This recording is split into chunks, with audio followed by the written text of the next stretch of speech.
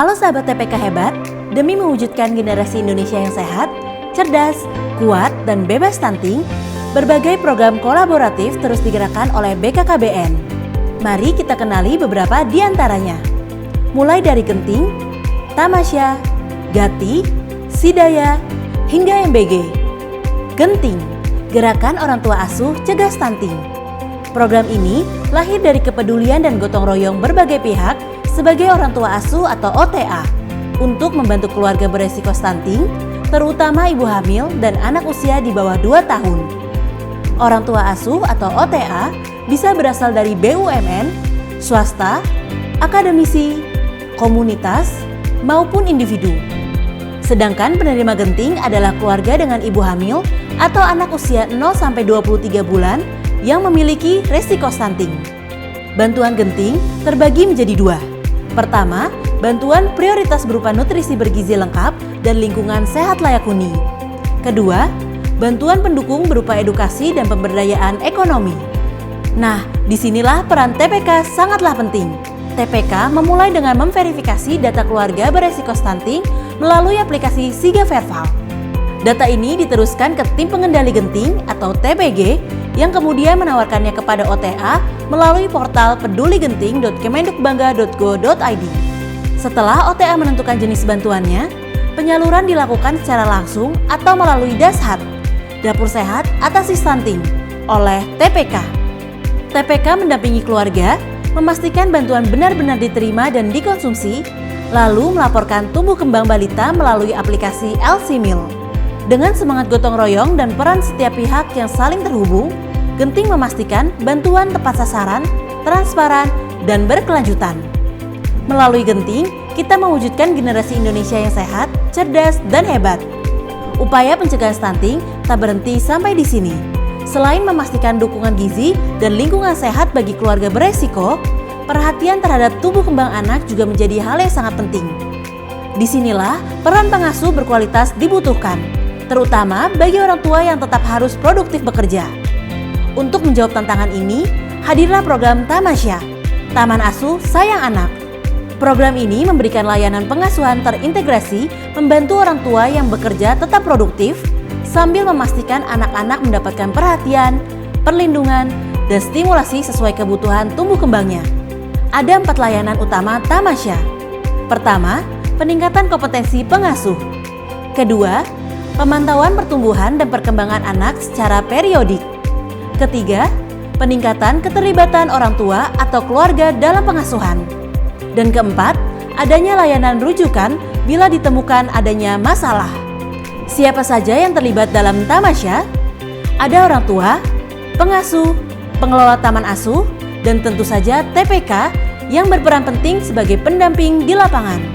Untuk memastikan layanan berjalan optimal, penyelenggara seperti perusahaan, instansi, maupun komunitas dapat mendirikan atau memfasilitasi taman asuh. Selanjutnya, TPK hadir untuk mendampingi dan memantau. TPK memastikan pelayanan sesuai standar, mencatat tumbuh kembang melalui aplikasi LC-Meal, dan jika ada masalah gizi atau perkembangan, segera lakukan rujukan ke layanan kesehatan. Tamasya bukan sekedar tempat penitipan anak, melainkan pusat pengasuhan yang aman, sehat, dan mendukung tumbuh kembang optimal anak di masa 1000 HPK atau hari pertama kehidupan. Anak-anak yang tumbuh dengan pengasuhan penuh kasih tentu akan berkembang dengan baik. Namun, pengasuhan bukan hanya tanggung jawab ibu. Ayah pun memiliki peran besar dalam menentukan karakter dan kepribadian anak sejak dini.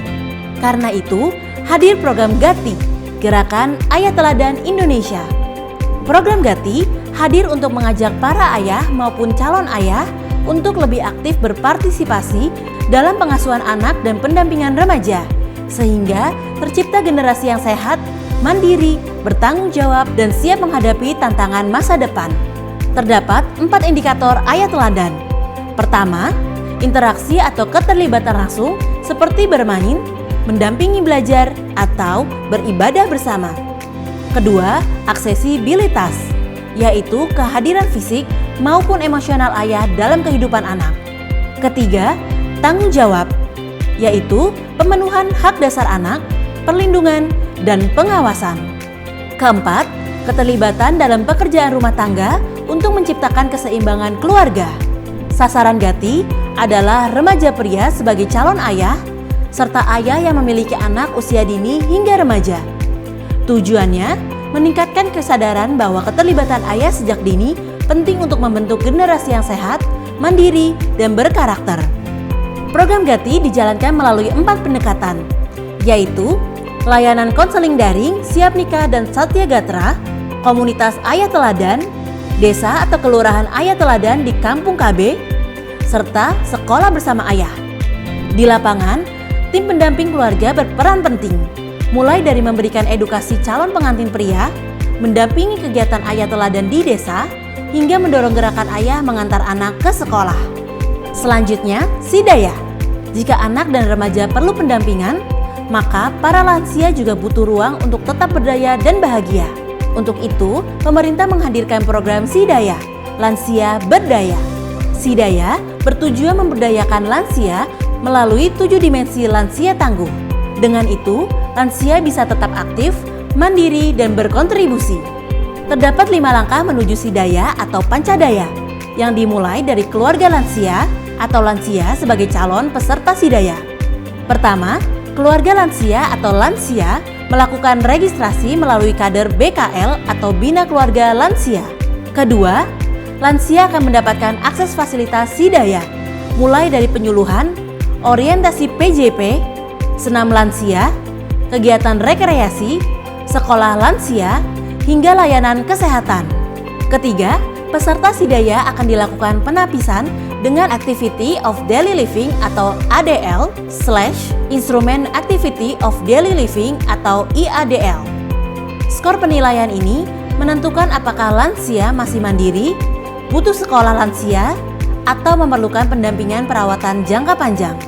Keempat, pemberian kartu Sidaya kepada lansia yang bergabung dengan BKL dan / atau Sekolah Lansia BKL.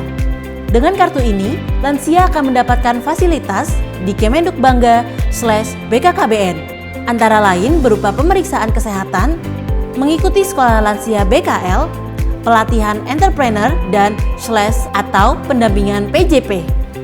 Kelima, pelaporan dan evaluasi.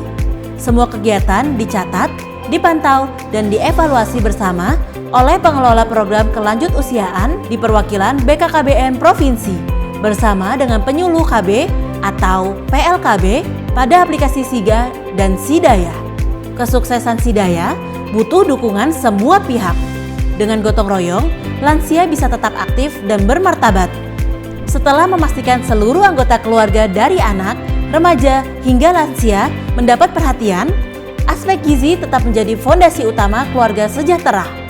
Asupan bergizi bukan hanya kebutuhan, tapi investasi masa depan bangsa. Oleh karena itu, pemerintah meluncurkan program makan bergizi gratis atau MBG. MBG adalah inisiatif pemerintah untuk menyediakan makanan sehat dan bergizi bagi kelompok rentan seperti ibu hamil, ibu menyusui, balita non-PAUD, dan peserta didik. Total penerima manfaat mencapai lebih dari 82,9 juta orang. Peran Kemenduk Bangga / BKKBN dalam program MBG ini yaitu menyediakan data sasaran MBG, memberikan akses data, menyiapkan SDM lapangan sebagai kader pendamping atau TPK, serta melakukan monitoring dan evaluasi bersama seluruh pihak terkait. Tujuan dari program ini adalah untuk meningkatkan gizi, menurunkan stunting, mendukung tumbuh kembang anak, serta memperbaiki kualitas pendidikan. Program ini juga mendorong ekonomi lokal melalui keterlibatan petani, nelayan, dan UMKM. Berikut 5 tahapan alur MBG yang melibatkan TPK. Langkah pertama adalah verifikasi dan validasi ibu hamil, ibu menyusui, dan anak balita non-PAUD atau 3B yang dilakukan oleh penyuluh KB dan penyuluh lapangan KB dengan berkoordinasi dengan TPK setempat untuk memastikan bahwa penerima manfaat benar-benar sesuai target. Kedua, setelah data valid, paket MBG disiapkan di SPPG. Tim pendamping keluarga atau TPK kemudian mengantar makanan bergizi langsung ke rumah sasaran 2 kali seminggu. Saat mengantar, TPK juga memberikan edukasi gizi singkat. Selain itu, ada kegiatan makan bersama di Posyandu sebulan sekali untuk memperkuat edukasi kelompok. Berikutnya, TPK melakukan pemantauan. Mereka memastikan makanan benar-benar dikonsumsi sasaran, bukan dialihkan. Semua data penerimaan, konsumsi, dan kendala kemudian dicatat dan dilaporkan melalui aplikasi SIGA, sehingga program berjalan transparan dan akuntabel. Melalui alur sistematis ini, MBG hadir bukan hanya memberi makanan, tapi juga mengubah perilaku konsumsi keluarga. Dari Genting hingga MBG, seluruh program ini merupakan satu kesatuan gerakan besar yang saling terhubung, membentuk ekosistem keluarga tangguh dan Indonesia bebas stunting. Dengan kolaborasi, kepedulian, dan semangat gotong royong dari seluruh pihak, kita bersama wujudkan Generasi Indonesia Emas 2045.